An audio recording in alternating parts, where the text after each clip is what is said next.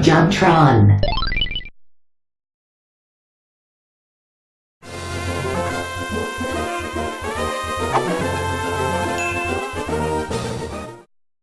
Pokémon, a series dearly beloved by many. Few games can claim to harness its gravitational pull. This golden goose has sold millions upon millions of copies, spawned countless varieties of merchandise, and touched multiple generations of kids and adults alike. How many franchises do you know that bridge the generational gap? Now I know what you're probably thinking to yourself. Why are you telling me this? I've played them all. I've been to them all. I've been to Kanto, Johto, Ancho, Habanero, Poblano, Antonio Banderas. I swung them all, sister. Swung with the best. But you ain't never seen the likes of this. That's right.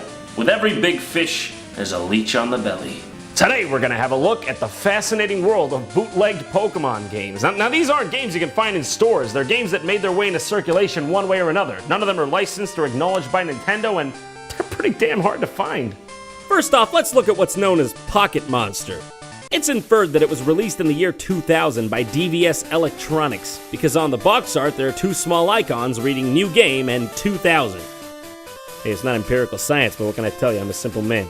It's strange. The label on my game says Pokemon Pikachu Edition, which first off isn't even the name of the game at hand, but if you peel back the label, there's another label that says Pikachu and it's spelled wrong? What is this game? Who made it and why? Look at this Pikachu. Seriously, is it any wonder why he's so popular? Even when he's half-assed and bootlegged, he still melts my heart. I can feel the money loosening from my wallet already. He's all like, fuck you.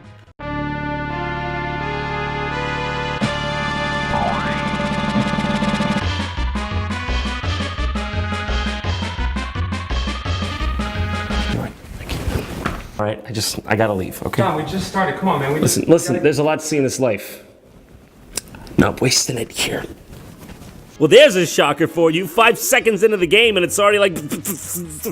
Look at his arms flailing. Even he's confused and terrified. Hey, I'm not blaming him. I would be too. Listen to this music. This is not level 1 music.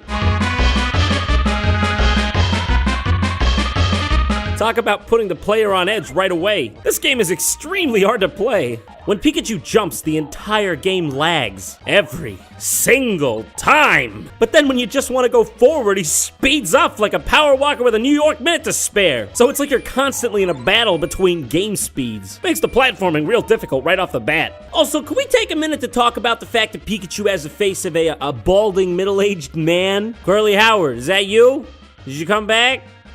Did you come back from the ground mausoleum? Even more ridiculous than all that is his walk cycle. I mean, look at that thing! Coupled with the music, it's like a vaudeville act in here. Maybe it really is curly, because, I mean, they started as a vaudeville act back in 1925. But that's not that funny, though, because they're all dead. I thought they were supposed to be funny. It's so bizarre seeing a Pokemon game actually playing on my SNES. This game's like a breath of fresh air, because it showcases all the Pokemon that we've come to know and love over the years. You can see Beedrill, Porygon, Monkey, Mario Dinosaur, Poop, Abomination. What is this? Is this what happens when illicit Pokemon breeding goes unchecked? I'm looking at this from every goddamn angle there is. I can't tell where it starts and where it ends. Well, it's got a pine cone for a body. It's wearing a fez. And it's got that one staring, unblinking eye that reminds you that this creature lives in never-ending, ceaseless agony. Oh, by the way, this game's pure bullshit. You can never see what's below you, so you always have to take leaps of faith that more often than not lead to your untimely demise. And it doesn't even matter how far you get. There's no checkpoint. So if you die, it's straight back to the beginning. When you drop back into the game after a death, that's you! That's an accurate representation of you saying, "No, don't put me back in, please!" The continue screen looks like a PSA for abused Pokemon. To me, it's as if he's laying there, wounded in the light, and a Pokeball rolls up to him, and Ash says, "Keep going, Pikachu, or it's back in the ball for you." No, I don't want it! God, shit! So I finally beat the first level. Boss is a Snorlax. It's pretty energetic for a Snorlax, wouldn't you say? So at the beginning of level 2, you just see Ash say, "It's hot?" Oh, he's coming. Any minute now. Oh, there he is. Okay. Beautiful. Oh, by "it's hot," he meant literally. It's a fire level. Thanks for looking out for me, Ash. I really appreciate it. It's disgusting. What is that? Is that Branson? Is that a tap-dancing crab demon? Is that Nightmare? Is that true Nightmare? Strangely enough, there's another SNES Pokemon game. It's a port of Pokemon Stadium for the N64, it looks like. The biggest difference being that there's a predetermined roster of 12 Pokemon. Don't those names just look strikingly familiar? Who could forget Spia, and Daggett, and Rafe? Massive damage! It is a fully fledged game, but there's not much to say about it. I'm just baffled that it exists at all. Next up is Pokemon Adventure on the Game Boy Color. Oh man, this one looks great! It looks like a game Nintendo actually could have made. Let's do this. I'm ready to go on this balloon-based adventure with Pikachu. What's happening? Nope! Got it! Fuck! Can't I just have a break? Can't I just have one break? I'm not playing this up, okay? These were my actual first moments with the game. Complete confusion. You know, this game sets up a certain special scenario for you. It says, welcome to the game. That's the one thing you can see. Fuck you. This is clearly a platformer. Why is the first enemy unkillable? Is this just a way to condition me for the journey ahead? Something you might notice is that Pikachu jumps like Sonic. He's even got those super fast spinny feet when he runs, like in Sonic 2. Oh hey, and he even charges up in a ball, like Sonic the Hedgehog. Yep, that's Sonic. It's Sonic! It turns out that this is actually a hack of an existing hack for the Game Boy Color called Sonic Adventure 7. What happened to 3 through 6? Do you even realize what this means? Ladies and gentlemen, we are playing what could be the world's very first double hack.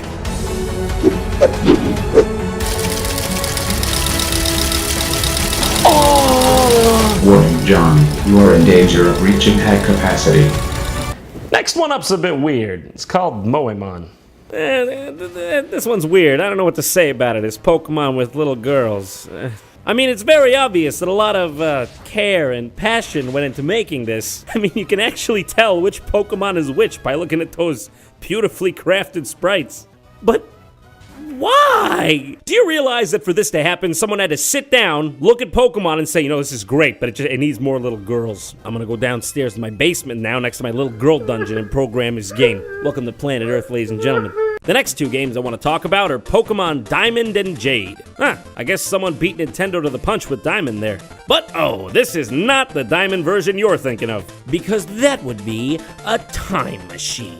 And I know you don't have any of those laying around. In this particular instance, we know Diamond is better than Jade, because Jade has a goat demon on the box, and look at it, just look at the eyes. I think there's feeling behind those eyes. Feeling a bit of a chill. So I think I'm starting to maybe feel ghosts or something. I just want to point out that at the beginning of this Pokemon game, there's an armadillo on a cell phone. I mean, presumably just trying to get reception in this forest, because let's face it, there's not much reception out there. Hold on a second. Talk about rocking out with your cock out. I bet you $50 that's the guy who made Moemon back there. That's Mr. Moemon. This game is taking something completely fantastical, the world of fantasy monsters, and bringing it down to the most mundane level. He's like, did you remember to pick up the baking soda? So this game has some weird fascination with cell phones. Yeah, totally gets me in the Pokemon spirit. Oh, it's decide time. It's time to make substantial decisions about my life and career.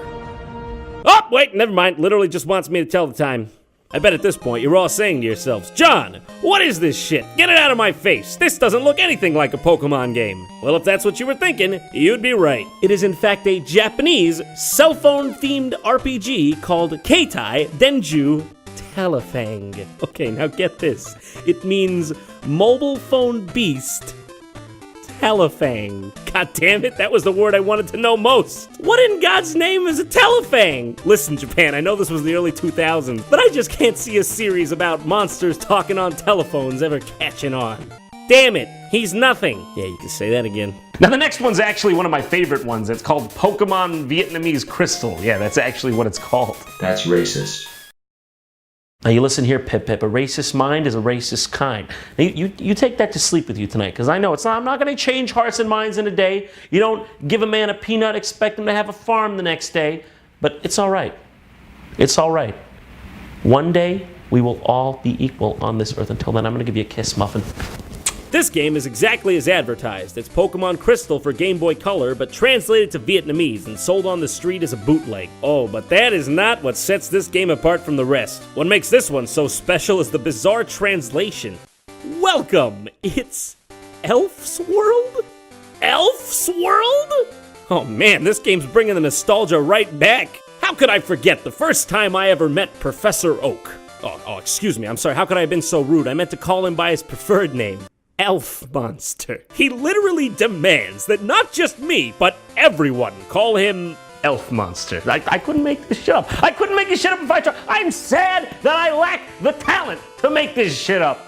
elves. Here are called Monster. Well, that's good to know. He looks happy enough about it.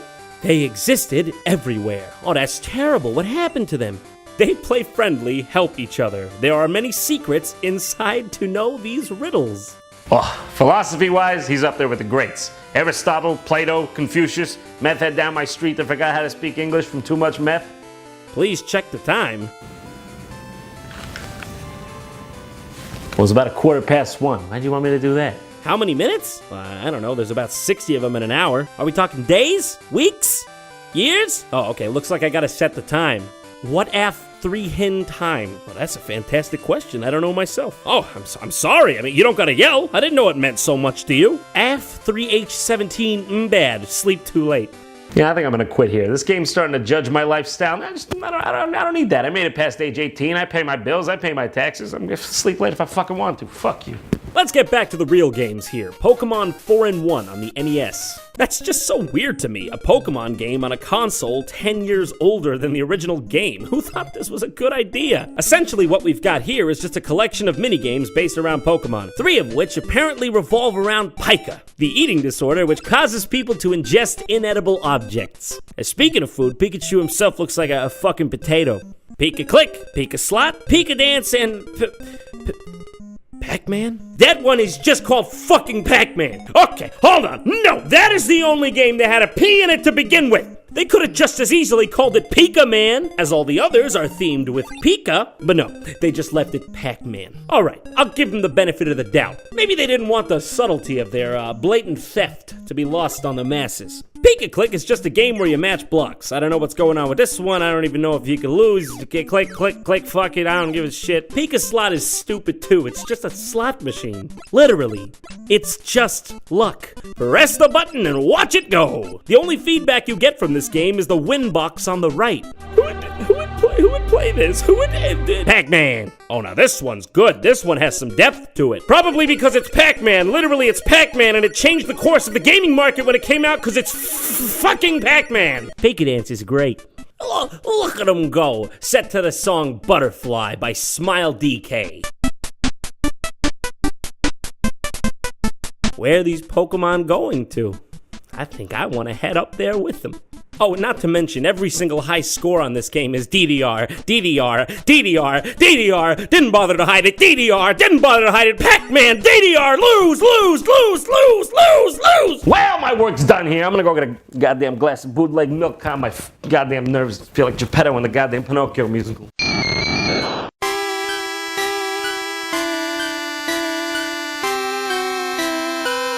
Wait a second, isn't this that version of Pokemon where the Pokemon actually die instead of faint? And I had that version of Lavender Town that caused all those Japanese kids to get mysteriously ill. Oh, I should get rid of this. Well, maybe I'll just have one play.